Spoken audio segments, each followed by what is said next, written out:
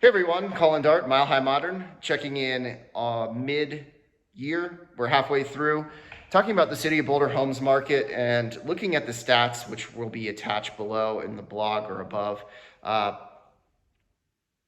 Market metrics are showing a very, very strong market here in the City of Boulder as it relates to June 2023. And I think there is some volatility that should be discussed because of the size of Boulder's market.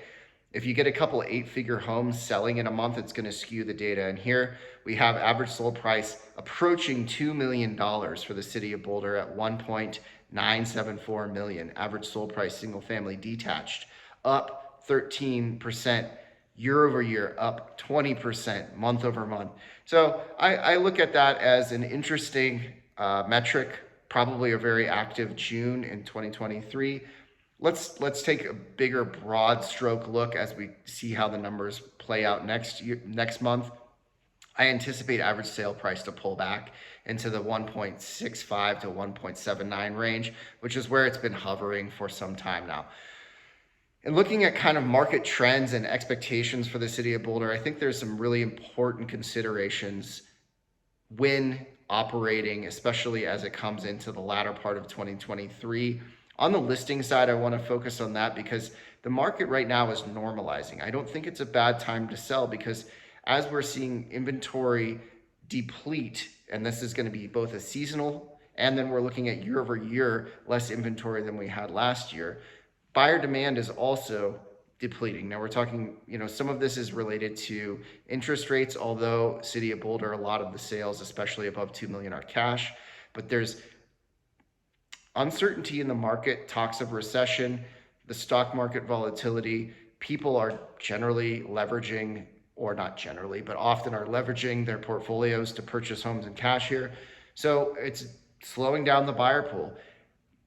When we're thinking about that, very important to consider on the sales side, what micro market you're operating in, how that market's performing. For instance, the home I'm in now in 4 Mile Creek that we have listed, average days on market are 37. This time last year, they were half of that. And even earlier this year, homes were selling in more like 2 weeks, 3 weeks. And this is starting to slow down the market.